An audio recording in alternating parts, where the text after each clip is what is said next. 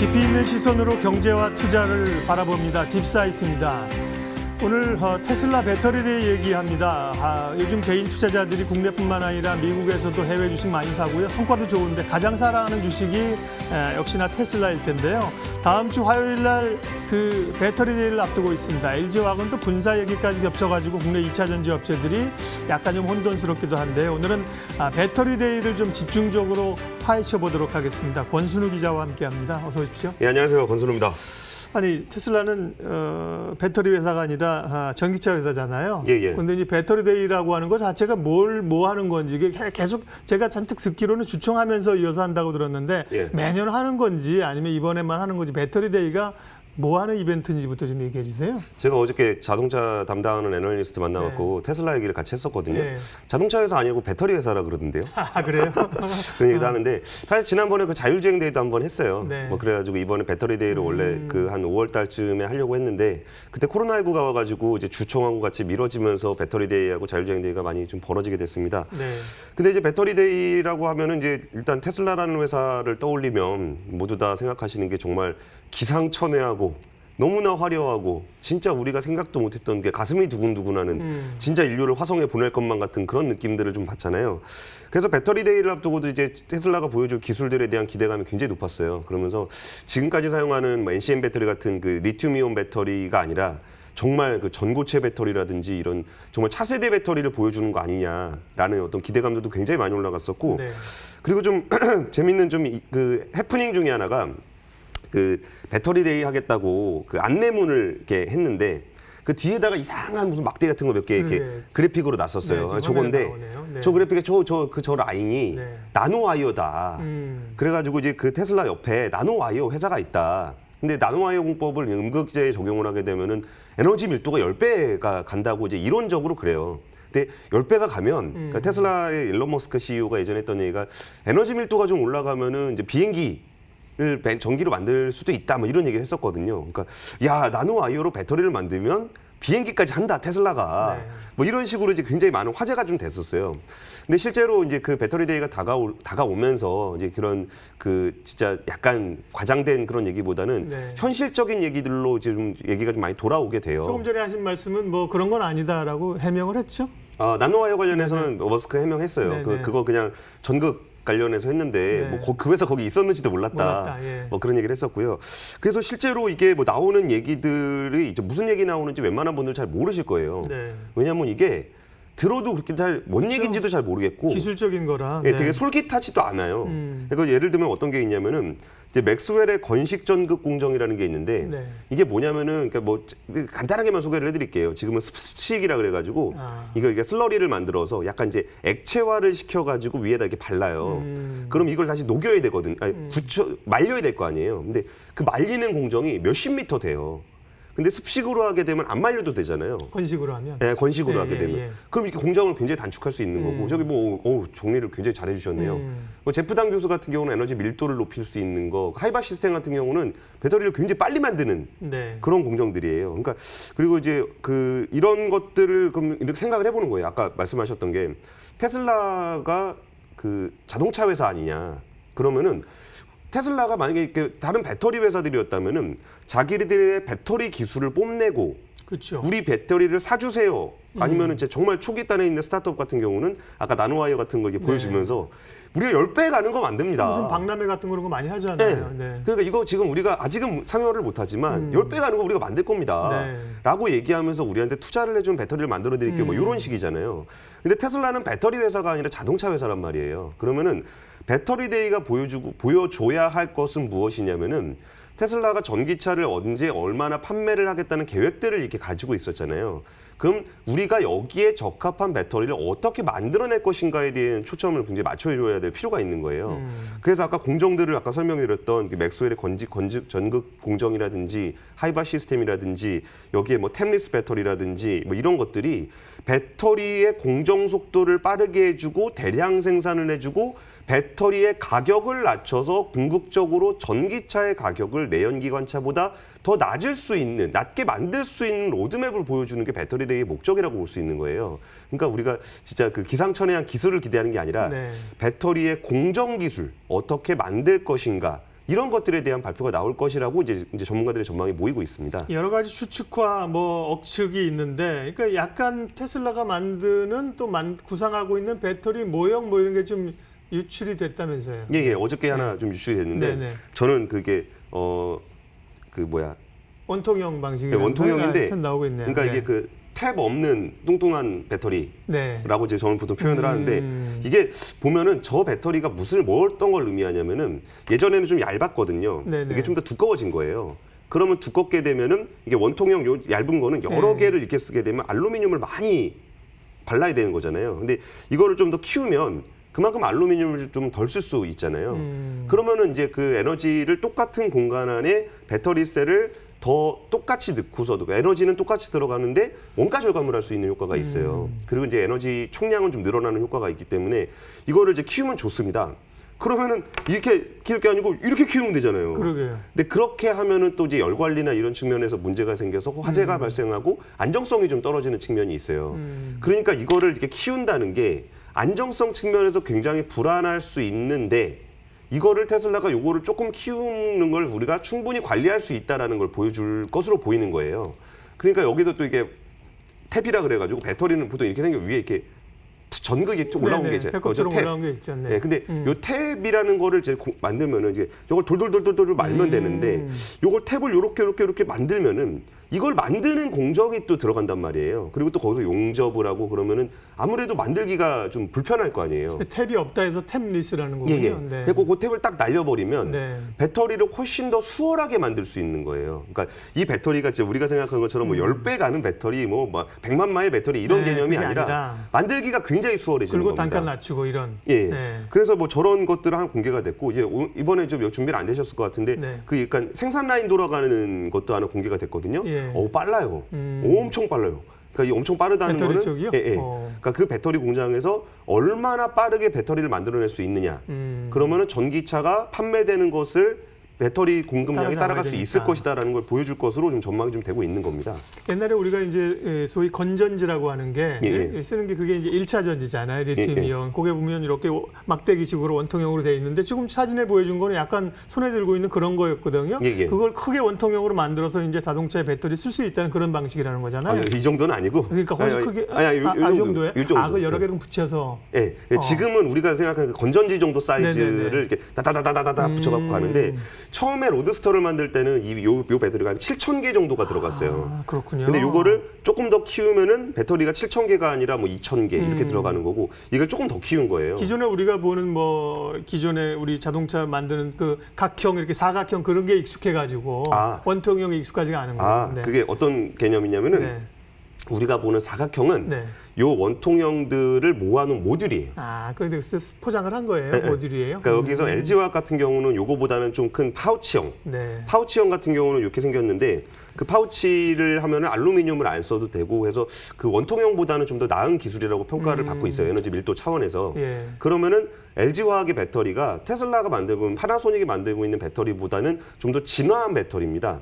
근데 우리가 그러면 테슬라는 진짜 최첨단 기술을 보통 한다고 우리가 생각을 하는데 왜 이렇게 구닥다리 기술을 쓰지? 라고 생각할 수도 있는데 이 부분이 테슬라가 참 무서운 거예요. 이게 진짜 최고의 기술을 쓰는 게 아니라 이 원통형 배터리는 만든 지가 굉장히 오래됐기 때문에 훨씬 더 안정성 측면에서 유리하다는 겁니다. 그러면 대량 생산을 하고 안정성을 높일 때는 차라리 옛날 기술이지만 원통형이 낫다라는 게 테슬라의 판단이에요. 가격도 낮출 수 있고. 그러니까 오히려 그 LG화학은 좀 더 나은 기술을 가지고 있음에도 불구하고 그럼 다른 전기차 회사에다는 그 파우치형 배터리를 납품을 합니다. 근데 오히려 테슬라는 그 최신식 파우치 말고요. 그 옛날에 만들던 거 있잖아요. 원통형 그거 만들어 주세요. 이렇게 주문이 들어온 거예요. 그래가지고 테슬라의 그 중국 차이나 쪽 테슬라에 들어가는 LG화학 배터리는 LG화학이 굳이 옛날 기술인 원통형을 만들어서 또 공급을 해요. 근데 이번에 보여준 그 원통형 배터리는 똑같은 원통형인데 사이즈가 좀 더 커서 훨씬 원가 절감이라든지 에너지 밀도 차원에서 도움이 될 것 같다는 겁니다. 알겠습니다. 그 정도 얘기하고요. 왜 어쨌든 간에 뭐 전기차만 만드는 회사는 아니고 앞으로 여러 가지를 하겠죠. 그렇지만 지금은 전기차 회사인데 배터리에 왜 이렇게 사활을 걸고 목숨을 거는가가 궁금했는데 배터리 데이도 하고 앞서 좀 말씀하신 거에 답을 살짝 얻었는데요. 다시 한번 정리해 주시겠어요? 왜 이렇게 배터리에 목숨을 거는가? 신경을 쓰는가? 이게 배터리 데이를 한마디로 표현하자면은 테슬라가 배터리를 만들겠다는 겁니다. 그러니까 이전에는 배터리 셀, 그 배터리의 어떤 기본이 되는 원통형 배터리를 파나소닉이 만들고 그리고 그걸 갖고 와서 패키징을 하는 그 모듈화를 하는 요게 이제 테슬라의 어떤 그 역할이었어요. 예. 그러면은 이 셀을 가지고 어떻게 그 매니지먼트를 할 것이냐. 보통 BMS라고 보통 얘기를 하는데 열 관리라든지 뭐 이런 거를 이제 했었어요. 근데 이번에 로드런너 프로젝트의 핵심은 배터리 셀을 직접 만들겠다는 거예요. 그러면은 이게 그럼 테슬라가 그 셀을 직접 만들 수 있나? 뭐 배터리 만드는 그러게요. 회사들이 뭐 파나소닉, CATL, LG화학 이런 데가 배터리를 잘 만드는데 네, 네. 테슬라가 자동차 회사가 직접 배터리를 만드는 게 잘할 수 있을까? 배터리 혹은 셀을? 그런 기술이 있나? 네. 예. 근데 의외로 테슬라는 전체 가지고 있는 특허의 70%가 배터리 관련 특허예요. 아, 그리고 한 100여 개의 배터리 특허를 갖고 있는데 네. 그거 되게 특이하죠. 네. 배터리 회사보다 오히려 특허가 더 많을 수도 있어요. 미리 그런 걸 다 염두에 두었다는 얘기죠, 그렇죠? 예, 그러니까 배터리를 설사 자기가 만들지 않더라도 네. 이제 그거를 어떻게 만들고 이게 너무나 중요한 기술이니까 전기차에서 어떻게 만들고 어떻게 개선할 수 있는지에 대해서 연구는 계속적으로 하고 있었다는 거죠. 네. 그래가지고 이거는 약간 그 루머 같은 얘기인데 이런 아까 전에 공정을 효율화시키고 에너지를 좀 더 효율적으로 사용할 수 있는 그런 그 아이디어들이 있잖아요. 특허나 이런 것들이 아직 상용화시키지 않은 아이디어들을 이제 이거 약간 그 우스갯소리 루머 비슷한 얘기인데 네. 파나소닉한테 이제 갖다 줬다는 거예요. 우리 셀을 만드니까 야 이렇게 한번 만들어 보세요. 그때 파나소닉이 아 그거 하면은 뭐 수율이 좀 안 좋아지고 안정성이 떨어지고 아 좀 싫어 막 이거 싫어요. 뭐 투자도 많이 들어가고 싫어요. 이거 안 돼요. 아 네가 배터리 잘 안 만들어 봐서 그런데 배터리는 진짜 그 수율 맞추는 게 너무 힘들어. 그거 네가 아이디어로 해봐야 실제로는 안 돼. 아. 이제 라네오 하니까 그러니까 그럼 내가 할게. 아 그러면 내가 해서 보여줄게. 어. 그게 배터리 데이고 로드런너 프로젝트 아니겠느냐. 그래서 이게 그 프리몬트 쪽에 파일럿 공장을 만들게 돼요. 파일럿 공장에서 자기들이 가지고 있는 어떤 그 다양한 공정 개선을 할 수 있는 거, 그리고 배터리를 개선할 수 있는 거를 파일럿에 보여주고 그리고 나서 거봐 되지 안 된다 그랬지만 되잖아. 이걸 가지고 대량 생산은 당신들이 한번 해보세요. 이거 내가 이만큼 세팅해놨으니까 대량 생산할 수 있는 업체들 한번 들어와 보세요. 하는 어떤 목표를 가지고 있지 않을까 하는 거예요. 그게 이제 일론 머스크니까 가능할 수 있고 뭔가를 보여줄 수 있다는 걸 또 주목을 하는 거고요. 네. 그러면요 조금 속도를 내볼게요. 그러니까 어쨌든 배터리 데이에서 뭘 보여줄 거냐 계속 한 달 전부터 주목하고 있었던 것 같아요. 그러니까 네. 기존의 배터리 업체들이 하지 않는 획기적인 기술을 보여주거나 아니면 그게 아니라 이미 다 알고 있는 기술인데 그거를 좀 활용해 갖고 단가를 낮추는 뭐 이런 방식하거나 어떻게 보면 그냥 극단인 그런 방식인데요. 예. 그러면 이 국내 업체들 영향 이런 쪽으로 좀 갈게요. 이제 테슬라가 배터리를 자체 생산을 하겠다, 확대하겠다. 그럴 경우는 국내 배터리 업체들에게는 부정적인 영향일 텐데요. 예, 예. 근데 아까 전에 이게 극단적으로 이렇게 뭐 진짜 최신 기술, 뭐 그리고 네. 범용 기술, 뭐 이 얘기를 하셨는데 사실 범용 기술이 쉽다고 보기는 좀 어려워요. 네. 이게 우리나라 배터리 회사에 미칠 영향이랑 관련이 있는 건데 네. 이게 아까 전에 이게 배터리를 조금 더 두껍게 만드는 거, 뭐 이런 것들이 우리가 보기에는 뭐야, 뭐 이거 조금 늘어나는 게 뭐가 그렇게 중요해라고 하겠지만 이게 열 관리 측면에서 굉장히 어려운 일이에요. 그리고 배터리를 하나만 그 어떤 실험실에서 만드는 게 아니고 이걸 대량 생산으로 해가지고 이만큼을 패키징을 해가지고 하는 거기 때문에 굉장히 불안하다는 거예요. ESS 화재 나고 이런 게 우리가 좀 비슷한 얘기잖아요. 예. 네네. 그리고 공정에서 그거 진짜 전극을 하나 바꾸는 거 뭐 이런 것들이 배터리 생산 수율에 미치는 영향이 굉장히 큽니다. 네. 지금 파나소닉이 만들고 있는 배터리의 수율이 한 80%가 안 돼요. 근데 LG화학 같은 경우는 국내 공장은 99%, 미국 중국 공장은 한 90% 이상 되거든요. 그러니까 배터리를 양산하는 데는 굉장한 능력을 가진 데가 LG화학이에요. 근데 폴란드에서 공장을 만들었는데 이미 공장 다 만들어서 굴려본 사람이 가서 만드는데도 수율이 40% 밑으로 나오는 거예요. 그러니까 이게 공장을 그냥 만든다고 되는 것도 아니고 기술을 개발한다고 되는 것도 아니에요. 요거 하나가 진짜 수많은 검증을 거쳐서 만드는 건데 그러니까 배터리 회사들이 지금까지 그런 기술들을 알면서도 안 쓰고 있었던 겁니다. 네. 근데 테슬라가 이제 그걸 하겠다는 거예요. 그러면 이제 또 불안해지는 거잖아요. 아, 저거 안 되는데? 분명히 저거 하면 수율이 안 좋아지고 수율 잡기가 굉장히 힘든데, 열 관리하기 힘든데, 장기 지속성 없는데 해서 우리가 안 하고 있는 거를 테슬라가 하겠다는 겁니다. 한다니까. 근데 또 테슬라예요. 맞아요. 그전에도 맨날 그랬단 말이에요. 아, 저거 안 되는데, 저거 하면 이런 사고 날 텐데, 안정성 문제 생길 텐데, 뭐 자동차 생산할 때 뭐 어떤 로드가 걸릴 네. 텐데, 테슬라는 근데 또 해요. 그리고 만들어내. 콜럼버스 달걀처럼 그죠? 네. 이렇게 하면 되잖아. 그러니까 그렇게 하면 되는 건 아는데 누가 그렇게 하나? 근데 또 해버린 거예요. 그럼 여기서 이제 국내 업체들의 어떤 고민들이 생기냐면은 네. 예를 들어서 우리 그 파우치 배터리를 만들 때 예. 그 LG화학이 파우치 배터리를 최적화한 형태라고 만들었는데 얘가 원통을 좀 늘려가지고 에너지 밀도를 좀 더 에너지 효율을 좀 더 강화할 수 있는 거를 만들어내면 LG화학 입장에서도 고민이 되는 거예요. 아, 우리도 파우치를 좀 더 키워야 되나? 파우치를 키우면 분명히 에너지 그 관리하기가 좀 힘들어지고 안정성이 좀 떨어질 텐데 괜찮을까? 근데 저기가 이미 했잖아요. 그러면 또 그런 고민을 해야 되는 거예요. 지금이 최적화된 형태라고 지금 생각을 하고 있었는데 저기가 치고 나오면 이걸 해야 되는 측면이 한 가지가 있고, 두 번째는 그 테슬라가 보여줘서 이걸 파일럿 공장으로 돌렸을 때 그 공정을 보여주고 이 공정대로 만들 수 있는 배터리 회사들 들어와 보세요라고 하면 거기 또 참여를 할 것인가에 대한 고민이 돼요. CATL 같은 경우는 바로 들어가겠죠, 먼저. 그죠? 예. 네. 그리고 이제 테슬라가 전기차를 네. 워낙 많이 팔기 때문에 배터리 회사에 굉장히 큰 손이에요. 그리고 그러면 테슬라가 이걸 직접 하면 어떻게 될 것인가를 좀 우려하시는 분들이 많은 것 같은데, 이게 그 테라 팩토리를 만든다고 하잖아요. 그럼 1000기가인데 대충 1기가 만드는데 한 1조 정도 된다고 이렇게 투쳐서 그냥 생각을 하면은 거의 100조 되는 돈을 배터리에다가 쏟아부어야 되는 일이 생겨요. 네. 그러면 테슬라가 굳이 그럴 필요가 있느냐? 그리고 그 많은 자금력이 있느냐? 뭐 자금력도 뭐 좀 애매하거니와 이거를 굳이 그렇게까지 베팅할 필요가 있느냐와, 그리고 뭐 이거 행여라도 뭐 전고체 배터리 같은 게 2030년에 만들어지면 네. 자기가 거기다 100조를 쏟아붓는 건 굉장히 리스크한 투자입니다. 그러면 자기가 어떤 파일럿 모델을 보여주고 할 수 있다는 걸 입증해주고 그 다음에 이걸 가지고 배터리 기존 회사들이 업체들에게, 이 공정을 사용해서 니네가 투자해서 배터리를 만들면 우리가 사줄게요 라고 나올 수 있을 거라는 겁니다. 그럼 배터리 회사 입장에서 고민이 되는 거예요. 그러니까 이제 저 배터리를 만들어서 매출을 일으킬 것인가, 아니면 테슬라가 만든 공정을 따라감으로써 배터리의 주도권을 테슬라에게 넘길 것인가, 이런 고민들이 또 되는 겁니다. 네, 어쨌든 뭐 매기 효과예요. 뭐 새로운 혁신자가 들어와서 시장을 막 해집어 놓고 뒤집으면서, 그러니까 기존의 업체들도 지금 뭐 좌불안석이고 여러 가지로 지금 뭐 전기차도 하고, 아까 그 GM이 뭐 트럭 픽업 트럭 전기차 뭐 모델 티저 공개했다는 얘기도 있는데요. 이렇게 테슬라가 이제 주도하는, 일론 머스크가 치고 나가는 배터리 데이가 글로벌 자동차 시장에 주는 효과, 의미는 어떤 거예요? 예. 사실 뭐 테슬라가 뭐 전기차를 팔아봐야 뭐 작년에 35만 대 팔았어요. 근데 현대 기아차가 합쳐서 한 720만 대?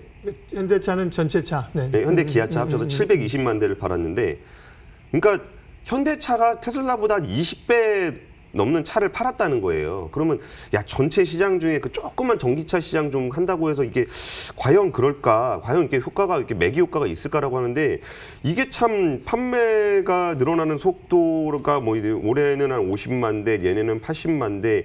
그러니까 이게 사실 속도가 생각보다 굉장히 빨라요.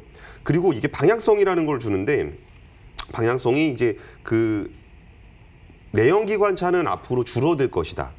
전기차는 늘어날 것이다. 네. 그러면 기업 입장에서는 어디다 투자할 것인가가 너무나 명확해요. 그러니까 진짜 이걸 수성하기 위해서 줄어들고 있는 쪽에다 투자를 할 것이냐, 뭐 이거 나가는 쪽으로 투자할 것이냐, 이런 건데, 이게 또 이제 배터리 회사들하고도 이제 협력 관계가 필수적으로 되면서 이게 그 테슬라가 영향을 미치는 곳이 자동차뿐만이 아니고 지금 배터리에 이미 영향을 좀 미치고 있잖아요. 그러면 사실 스타링크라든지 위성을 띄우게 되면 5G에 영향을 미치게 되고, 그렇죠. 자율주행으로 가게 되면은 시스템 칩, 그러니까 차량용 반도체 분야, 여기에 뭐 딥러닝 같은 인공지능 분야, 이게 뭐 지금 사방팔방에다가 그냥 영향을 뭐 어마어마하게 좀 미치고 있습니다. 그래서 이제 자동차 회사들도 이제 반격에 나설 채배들을 하고 있는 건데, 이게 일단 폭스바겐이 원래 사실 제일 먼저 한다 그랬어요. 그러니까 네. 폭스바겐에 지은 죄가 있지 않습니까? 디젤 게이트. 맞아요. 그래가지고 제일 먼저 디젤에서만 한번 봐주신다면 저희가 제일 먼저 친환경으로 나가겠습니다. 그래가지고 MEB라는 플랫폼을 2016년에 공개를 한다고 얘기를 하고, 네. 일단 원래 작년 9월에 차를 내놓기로 했어요. 저는 ID4인데 저 차는 네네. 3라고 되어 있는데 저기 4가 보죠? 왜 그러냐면은 네. ID3를 작년 9월에 내놓는다 그래놓고서 안 내놨어요. 뭐가 좀 부족하다. 그래가지고 안 내놓다가 저 차 그 ID4를 그 이번에 9월 말에서 10월 초쯤에 출시를 한다 그랬습니다. 전기차. 예. 근데 지금 노르웨이에서는 이제 ID 시리즈가 테슬라보다 조금 더 팔렸다는 얘기가 들리긴 해요. 근데 테슬라가 갖추고 있는 어떤 자동차 생태계가 단순 전기차냐, 아니면 스마트 모빌리티라는 측면에서의 전기차냐라는 측면에서 이게 경쟁력이 있을까라는 생각이 좀 들긴 합니다. 근데 어쨌든 이제 그 반격에 좀 나서고 있는 건데, 그 현대차 같은 경우는 EGMP 기반 전기차를 만들어낼 거라고 해요. 예. 브랜드를 이제 아이오닉이라고 이름을 붙여서 5, 6, 7을 일단 얘기를 했고 기아차는 2027년까지 17종의 라인업을 구축하기로 했습니다. 그러면서 울산이랑 평택에다 전기차 전용 부품 만들고 거기에 뭐 이제 거의 세팅은 다 됐어요. 그러니까 네. 현대차는 타이밍 맞춰서 나올 것 같습니다. 그리고 아까 전에 그 현대차가 내놓은 전기차 같은 경우에는 주행 거리가 450km 이상 그리고 800V 배터리를 이용해서 20분 만에 80% 충전. 근데 이런 부분이 사실 생각보다 중요합니다. 왜냐하면은 아까 말씀드렸던 것처럼 스마트 모빌리티로서는 좀 떨어진다라고 말씀을 드렸잖아요. 기존 자동차 회사들이. 그러니까 IT 기능이 좀 떨어진다는 얘기입니다. 자율주행 기능이나. 그랬을 때 이런 거, 이 스펙들을 좀 더 나은 거를 내놓으려고 하는 게 전기차, 그러니까 기존 자동차 회사들의 반격 카드예요. 야, 테슬라 하면은 충전 시간 오래 걸리지. 우리는 800V 배터리 넣어가지고 20분 만에 80% 충전할 수 있게 해줄게.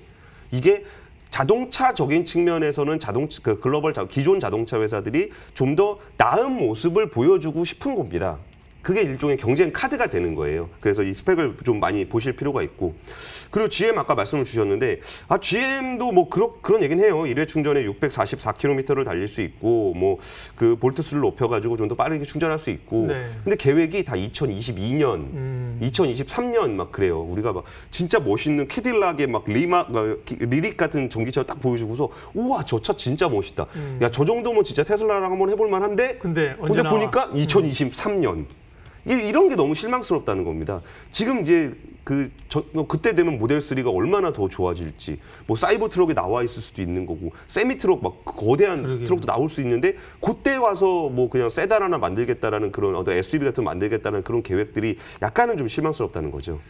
전기차 배터리 얘기하고 있고요. 전기차의 미래 질문할 텐데 그 전에 마지막 제가 하고 싶은 질문이 마지막에 시간 없을까 봐 좀 미리 좀 먼저 하고 가려고 하는데요. 예. 그래서 테슬라 액분하고 지금 사실 좀 흔들리는데 지금이라도 테슬라 살까 고민하시는 분들 많거든요. 주변에서 그 취재를 많이 하시니까 테슬라 지금 사도 돼? 이렇게 물어보면 뭐라고 하시겠어요? 그러니까 어제 제가 되게 재밌는 얘기 들었는데 네. 테슬라 주식은 옛날에도 비쌌고 네. 지금도 비싸고 앞으로 앞으로도 비쌀 비쌀 것이다. 네. 근데 여기서 그 결론부터 말씀을 드리면은 네. 그 테슬라라는 기업이 가지고 있는 해자라는 게 있잖아요. 네. 그러니까 진입장벽. 이 진입장벽을 믿어서 지금이 25만 대지만 이 해자가 깊어서 앞으로도 전기차 회사들이, 자동차 회사들이 들어왔을 때 이거 해자를 극복하지 못할 것이다라고 생각을 하면은 이게 앞으로 그 기술 격차가 벌어졌을 때 계속적으로 성장하는 로드맵을 그냥 그릴 수 있는 거예요. 그러면 이게 뭐 현재 가격이 비싸냐 안 비싸냐 이런 문제가 아니라 그냥 어차피 가격이 예를 들어서 옛날 기준으로 4천, 그러니까 천슬라 때 네. 주가를 기준으로 했을 때 예를 들어서 4,000달러 간다라고 하면은 야, 천슬라도 겨우 됐는데 2,000슬라 됐는데 4,000슬라를 또 갈 거냐? 라는 개념의 단기적인 관점에서 접근하는 게 아니고 야, 어차피 저 4,000달러 가긴 갈 건데 언제 갈 거고 언제 살 거냐? 이런 타이밍의 문제라고 볼 수가 좀 있어요. 예를 들면은 이번에 배터리데이 얘기하다가도 그거 수율이 안 나올 가능성이 굉장히 높다 그랬잖아요. 그런 식으로 새로운 공법을 또 적용했을 때 배터리 회사들이 그거를 그러니까 자기들의 어떤 경험에서 수율이 안 나올 거다라고 하는 건데 수율이 안 나올 수 있죠. 정해진 그러니까 머스크가 얘기했던 그 시점에 수율이 안 나올 수는 있습니다. 근데 그게 또 시간이 몇 년 지나가지고 또 수율을 잡아내면 머스크의 그림대로 또 그려지게 되는 거거든요. 그러면 테슬라를 투자를 할 때 야 지금 한 뭐 10% 오를까? 20% 오를까? 이런 게 아니라 네. 이런 기술들이 가지고 있는 해자가 공고하다고 믿는다면 그러면 지금의 좀 장기적인 봤을 때 지금 가격은 큰 의미는 없을 수도 있다는 말씀을 좀 드리고 싶은 겁니다. 예, 마지막 질문 하기를 잘했습니다. 시간이 다 됐습니다. 이제 우리가 준비했던 거 했으면 이 질문은 못 드렸을 텐데요.